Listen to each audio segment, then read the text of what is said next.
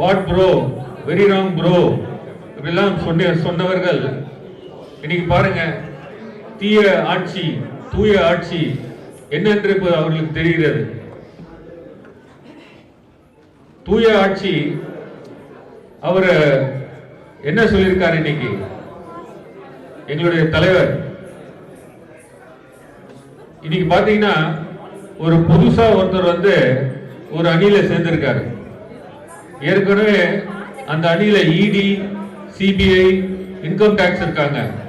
புதுசா ஒரு சென்சார் என்றவரை வந்து இந்த பாஜக அணியில சேர்ந்திருக்காங்க.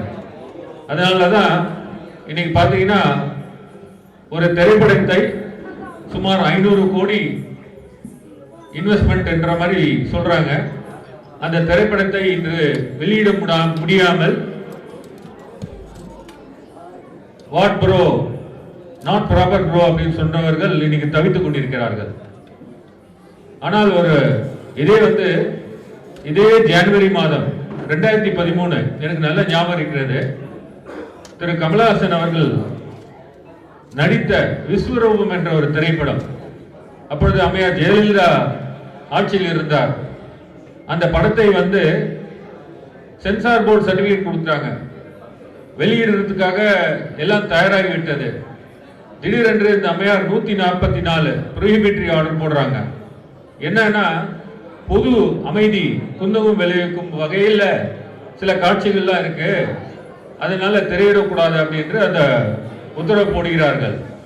அப்பொழுது கமலஹாசன் சார்பில் சென்னை உயர்நீதிமன்றத்தில் வழக்கில் தாக்கல் செய்யப்பட்டது. ராம்ஜெல்லா இருந்தார் அந்த நேரத்தில். இரவு 10 மணி வரை ஆர்குமெண்ட் போயிட்டு இருந்தது. அப்பொழுது வந்து நீதியரசர் வெங்கட்ராமன் என்பவர் இந்த வழக்கை விசாரித்துக் கொண்டிருந்தார். நான் அப்பொழுது வந்து அடிஷனல் சொலிசிட்டர் ஜெனரல், மத்திய அரசு சார்பாக நான் வந்து இந்த மூவிக்கு இந்த திரைப்படத்திற்கு தணிக்கை செய்யப்பட்டு சென்சார் போர்டில் சர்டிபிகேட் கொடுத்தாகிவிட்டது. ஆகவே அப்பொழுது இருந்த தமிழக அரசு இது போன்ற 144 உத்தரவு பிறப்பிக்க அவங்களுக்கு அதிகாரம் இல்லை, இந்த படத்தை திரையிட வேண்டும் அப்படின்னு சொல்லி நான் வந்து உயர்நீதிமன்றத்தில் ஆர்குமெண்ட் செஞ்சேன். தலைவர் கலைஞர் அப்பொழுது உங்களுக்கு எல்லாருக்கும் தெரியும், ஒன்றிய அரசில் அவங்க அதில் வந்து நம்ம இடம் பெற்றிருந்தோம். திரு கமலஹாசன் ஆதரித்து இந்த வாதத்தை முன்வைத்து நீதிமன்றம் சரியாக 10 மணி இரவு 10 மணி இருக்கும், அப்பொழுது இந்த படத்தை திரையிடலாம் அப்படின்னு சொல்லி 29 ஜனவரி 2013 என்று நான் நினைக்கிறேன். அன்று வந்து இரவு 10 மணிக்கு நீதிமன்றம் சொல்லியது நீங்கள் திரையிடலாம் அப்படின்ட்டு. அந்த 144 உத்தரவை வந்து உயர்நீதிமன்றம் பாஸ் செய்தார்கள்.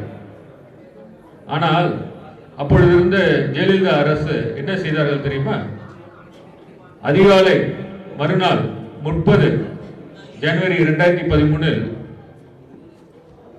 வீட்டிற்கு சென்று தலைமை நீதியரசர், அப்ப ஆக்டிங் சீஃப் ஜஸ்டிஸா இருந்தாங்க, அவருடைய வீட்டிற்கு சென்று இந்த உத்தரவுக்கு, அதாவது வெளியிடலாம் என்ற உத்தரவுக்கு, அந்த உத்தரவுக்கு இடைக்கால தடை வாங்கினார்கள், தமிழக அரசு வாங்கினார்கள். அதனால் விஸ்வரூபம் அப்பொழுது அந்த படம் திரையிடப்பட முடியவில்லை.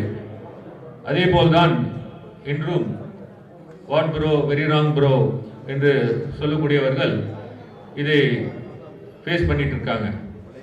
ஆனால் எங்கள் தலைவர் என்ன இன்னைக்கு பார்த்தீங்கன்னா இது தவறு என்று சுட்டிக்காட்டியுள்ளார். எவ்வளோ பேர் அந்த படத்திற்காக கஷ்டப்பட்டிருப்பாங்க, எவ்வளோ இன்வெஸ்ட்மெண்ட் ஆகிருக்கும். இன்னைக்கு அவங்களுக்கு எதிர்பார்த்த போல வெளியிட முடியாம இருக்குன்றத அதை ஃபீல் பண்ணி எங்க தலைவர் சொல்லியிருக்கார். ஆகவே இது ஏன் சுட்டி காட்டுறேன்னா, நீங்க எங்களுடைய தலைவர் பற்றி மக்கள் எல்லாருக்கும் தெரியும். இன்று வந்து எல்லோரும் பெருமைப்பட்டு எல்லோரும் வந்து அப்ரிஷியேட் பண்ணக்கூடிய ஆட்சி எது என்றால் எங்கள் தலைவர் வந்து நடத்தி கொண்டிருக்கிற இந்த நல்லாட்சி தமிழ்நாட்டு இந்த ஆட்சியை பற்றி தான் பேசிக் கொண்டிருக்கிறார்கள். Express courier private limited, domestic international cargo, உங்கள் இல்லம் தேடி வந்து கொரியர் புக்கிங் டெலிவரி செய்து தரப்படும். என்றும் உங்களுடன் மை இந்தியா. முக்கிய செய்திகளை உடனுக்குடன் தெரிந்து கொள்ள சப்ஸ்கிரைப் பண்ணுங்க, பெல் பட்டனை பிரஸ் பண்ணுங்க. என்றும் உங்களுடன் மை இந்தியா.